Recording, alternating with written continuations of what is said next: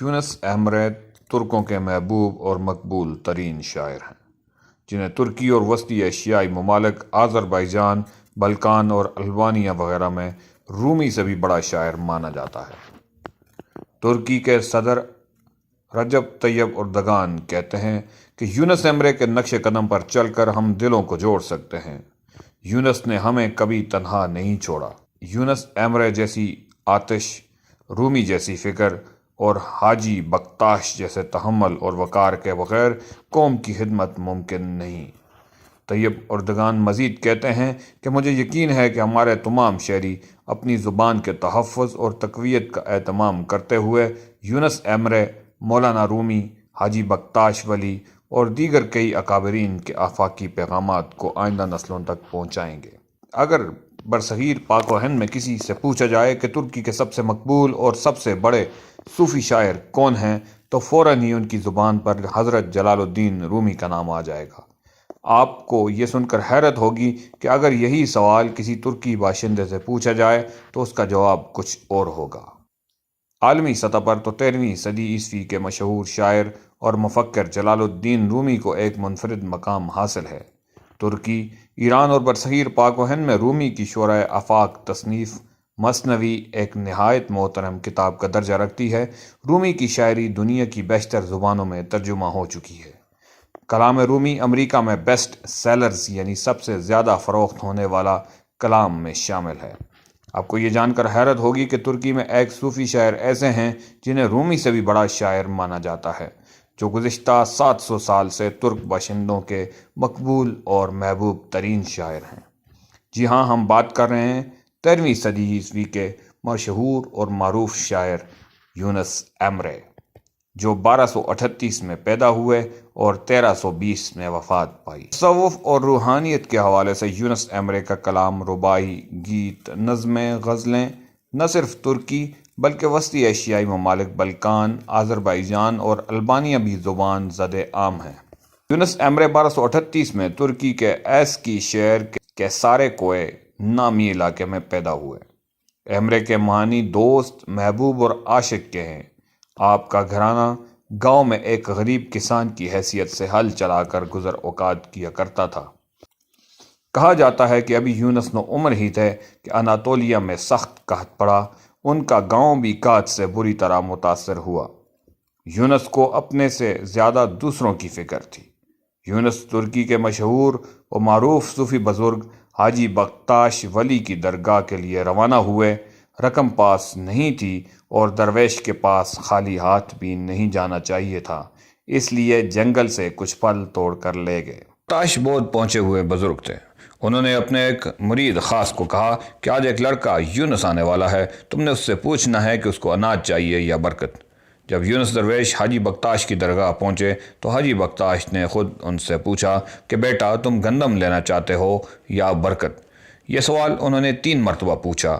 یونس نوعمر تھے، اس لفظ سے ناآشنا تھے، اس لیے انہوں نے پوچھا کیا برکت اتنی ہی جگہ لے گی جتنا کہ اناج؟ جواب ملا نہیں، برکت تو چھوٹی سی جگہ میں سما سکتی ہے۔ یونس کو خیال آیا کہ ان کے یہاں لوگ فاقوں سے مر رہے ہیں، ایسے میں اتنی چھوٹی سی چیز لے کر کیا کروں گا؟ یونس نے درگاہ سے گندم اور اناج کی بوریاں اٹھائیں اور خوشی خوشی گاؤں کی طرف روانہ ہو گئے۔ ابھی تھوڑی دور گئے تھے کہ ان کے ذہن میں یہ خیال آیا کہ ہو سکتا ہے برکت کوئی ہیرا یا سونا ہو جس کو بیچ کر بہت سا اناج آ جائے۔ یہ سوچ کر یونس درگاہ کی طرف واپس پلٹے، دوبارہ حاضر ہو کر برکت طلب کی۔ یونس کو جواب ملا کہ ان کے حصے کی برکت تو بکتاش سلسلہ صوفیہ کے حضرت تابتوک ایمرے کو بھیجی جا چکی ہے۔ الغرض قصہ مختصر، حالات نے کچھ ایسا رخ اختیار کیا کہ چند سال بعد جب یونس ایمرے اناطولیہ کے ایک شہر نالیحان میں قاضی کے عہدے پر فائز تھے، وہاں آپ کی ملاقات صوفی بزرگ تابتوک سے ہوئی۔ یونس ایمرے نالیحان کے قاضی تھے، عدل قائم کرنا ان کی ذمہ داری تھی۔ یونس ایمرے عدل کی فراہمی میں کسی رعایت کے قائل نہ تھے۔ قاضی یونس ایمرے کے فیصلوں اور کئی عدالتی اقدامات نے جلد ہی نالیحان شہر کے عوام میں ان کی دھاک بٹھا دی۔ نالیحان شہر میں صوفی بزرگ تابتوک ایمرے کی درگاہ بھی تھی۔ یونس ایمرے کی تابتوک ایمرے سے بطور قاضی کئی ملاقاتیں ہوئیں۔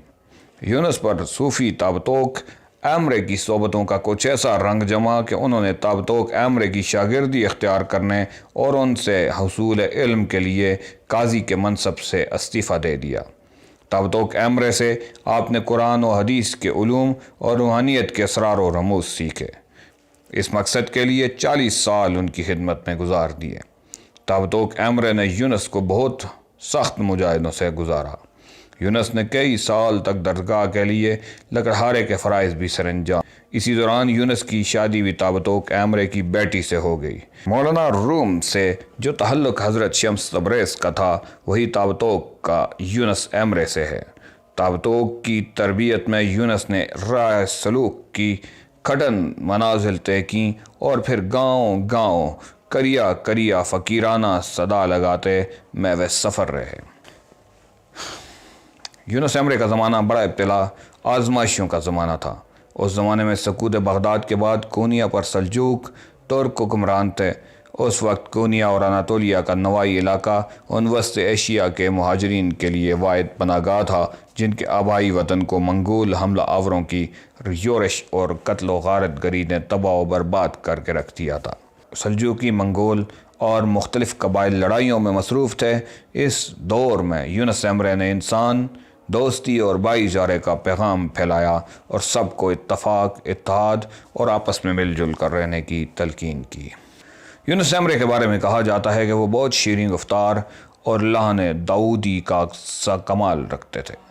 اس وقت مولانا رومی کا کلام ترکی کی شعری اشرافیہ کی مروجہ ادبی زبان فارسی میں ہونے کی وجہ سے خاص الخاص تھا۔ یونس ایمرے کے ہاں ذریعہ اظہار عام لوگوں کی یعنی دیہی علاقوں میں بولی جانے والی ترکی زبان میں ہی تھا۔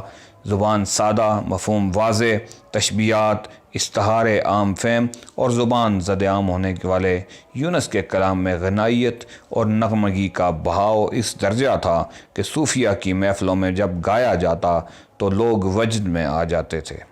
یونس ایمرے کو اناطولیہ کے صوفی درویش بھی کہا جاتا ہے۔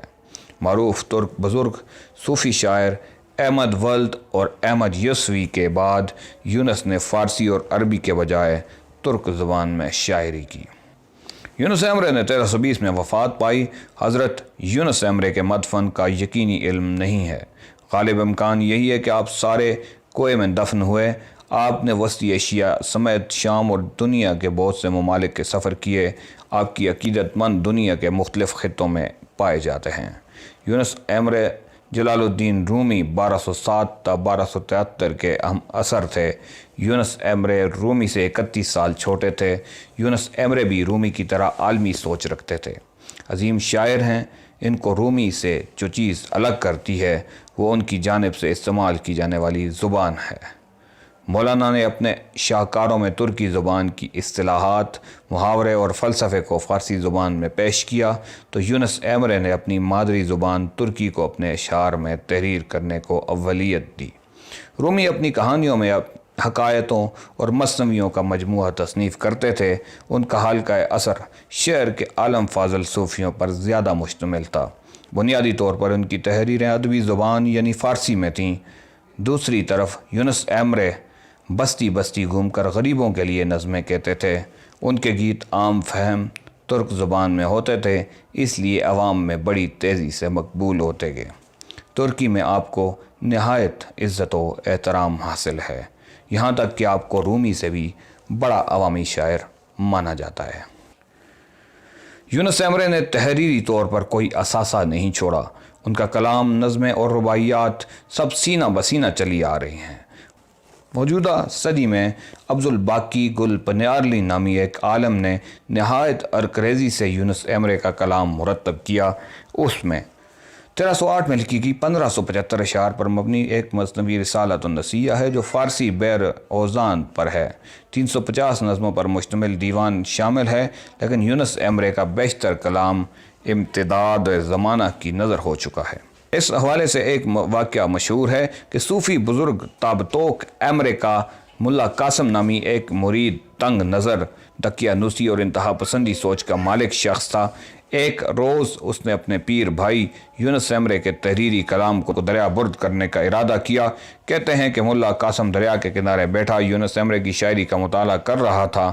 وہ ایک کے بعد ایک صفحہ پلٹتا اور بڑبڑاتا کہ یہ تو خرافات ہے، اس صفحے کو توڑ موڑ کر پانی میں ڈال دیتا، تا وقت کہ وہ اس صفحے تک پہنچا جس پر یونس ایمرے نے اپنی ذات کو مخاطب کرتے ہوئے لکھا تھا: یونس، تم حق بات کہو، اس لیے کہ ایک دن ایسا آئے گا جب ملا قاسم تمہارا محاسبہ کرے گا۔ اس مقام پر ملا کو ہوش آیا اور وہ صفحات کو تلف کرنے کے بعد بہت پچھتایا اور بے اختیار رو دیا۔